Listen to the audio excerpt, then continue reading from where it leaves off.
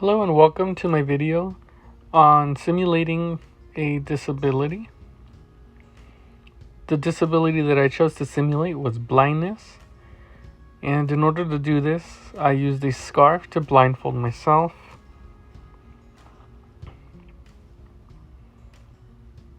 Here I am pushing a rolling cart towards my laundry. This was the whole laundry scene was by far the most difficult of my tasks. I started by unloading the laundry onto the rolling baskets from my bag.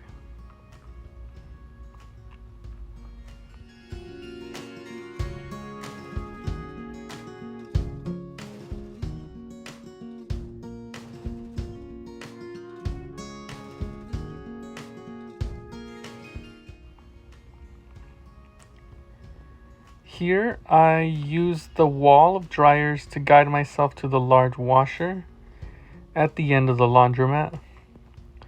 As I was doing this, I recognized that a person with a visual impairment would need some sort of training with a visual impairment specialist under a program like the itinerant model or a consultant model, where they would need to work on orientation and mobility skills in order to help navigate the environment.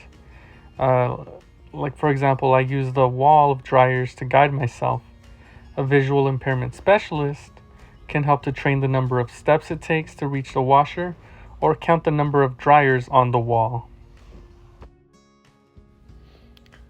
Here, the next step was to break the bill into quarters using the change machine. And immediately, as I'm struggling with this, I recognized that one of the adaptations that I might need to make would be to have exact change from the bank prior to doing laundry. So this is stood out for me because it's such a big step in preparation before even doing a task that someone with typical vision might find really easy to do.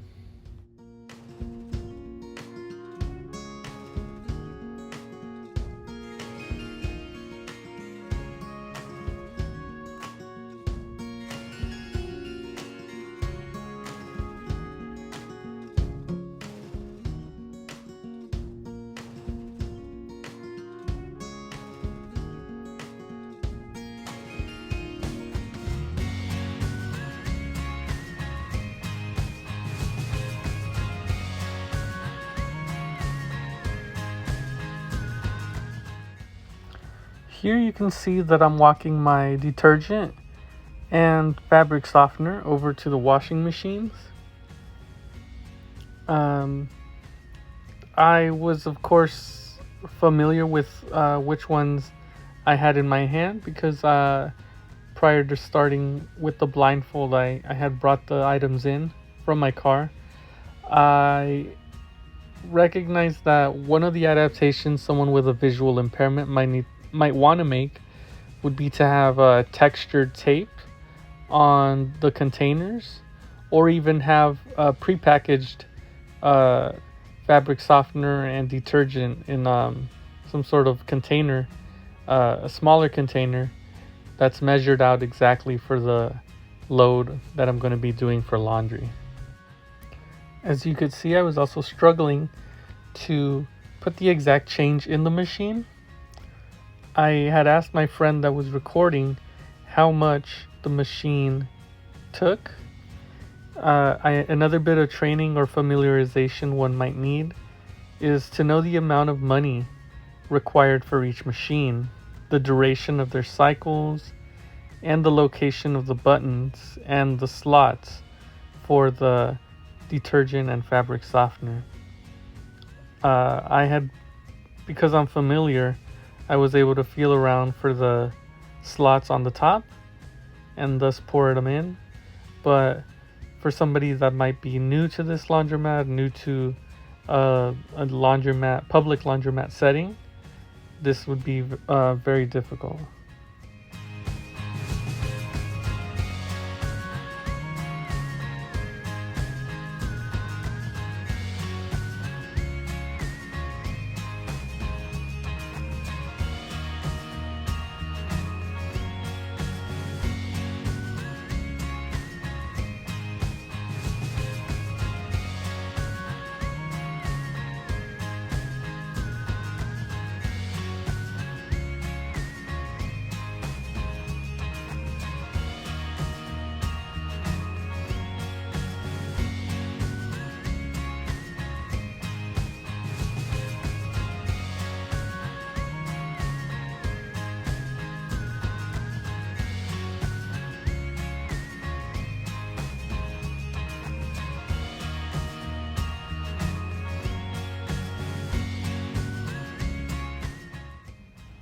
Then here I'm just washing my hands because of all the soap that I had gotten from the wash. Another thing that I wasn't able to find any of just the amount of planning someone with a paper visual towels. impairment might need to make. Here I'm demonstrating just where one might want to put the texture tape, or for example, might use an embosser to help visually impaired identify which liquids they have. Really adapted. Here are the buttons for the washing machine. Braille. You can see there's no real texture for a visually impaired person to be able to see exactly which temperature they're going to be washing at. To know just exactly how many quarters you're going to need to There's no real indication of how much money it would take to start the machine. It would texture tape, need some training or some assistance from a visually typical person on the site. They might want to have pre-measured containers in order to avoid that step of having to pour it in. I came over to the change machine to make change with the blindfold on. Luckily I was able to get that done, but another step that they might want to take in advance is to go to the bank and have exact change ready in order to facilitate just the whole process. For the next activity, I washed dishes while simulating blindness with the blindfold scarf. Although this was far easier to do than the laundry task, I could see how the use of glass might be unsafe for someone who's visually impaired. One might adapt to this by substituting glassware with plastics or disposable cups and dishes. In addition, sharp knives would need to be carefully handled or avoided if possible.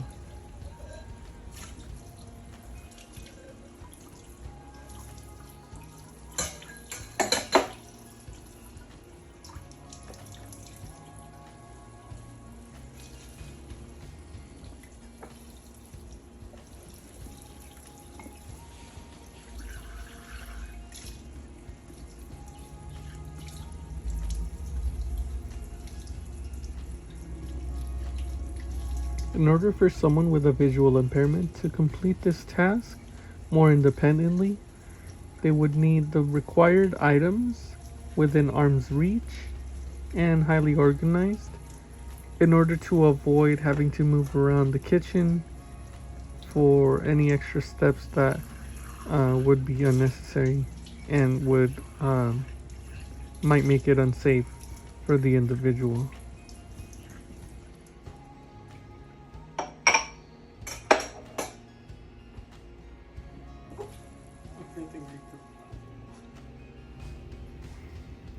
Here I am walking over to the kitchen table to pick up the glasses and walk them over to the sink in order to wash them.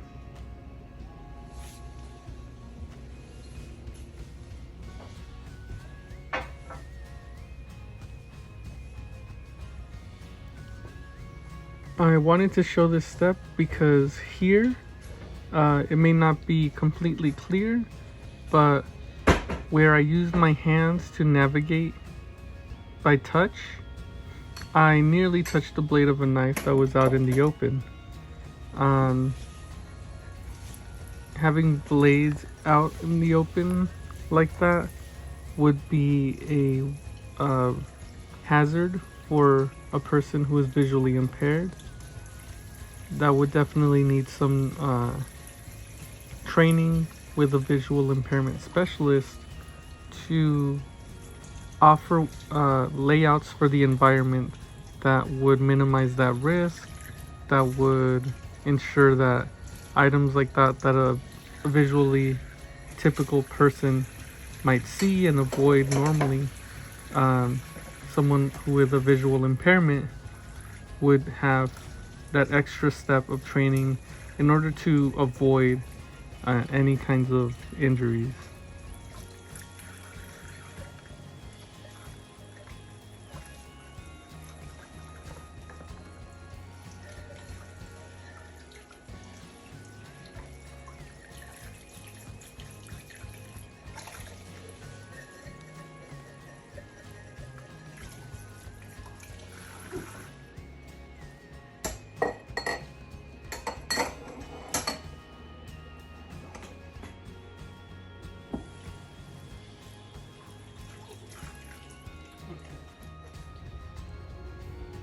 In this final step, I am boiling some water on the tea kettle to make myself some tea. I already had water in my kettle ready to go. I recognized that an adaptation that a visually impaired person might want to make in order to make this a more independent task would be to have the water ready measured out before pouring it into the kettle, and I'll explain that later why.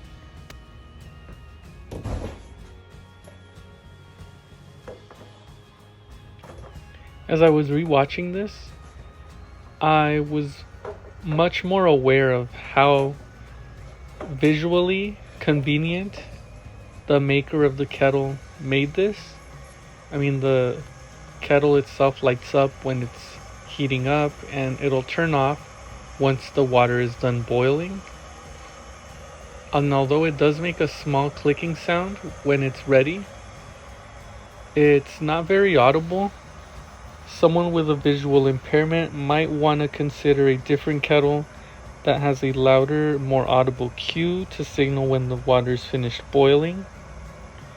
And just the reason that I would suggest that someone with a visual impairment might want to adapt by measuring out the exact amount of water prior to boiling is because, as you'll see in just a moment, my biggest concern was burning myself with the boiling water as I poured it into the mug. I didn't want to overflow, and in fact I did try it quite a few times to fill it up to the amount that I wanted. I did get a good amount, but I still was pouring very, very cautiously.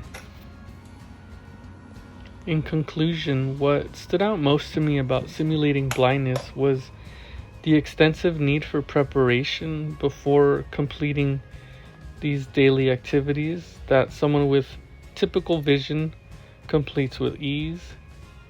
And although I had read and made assumptions about the support that a visual impairment specialist provides, I found it especially remarkable the length of time that these professionals work with an individual, spanning from age 2 and beyond, going on into even adulthood.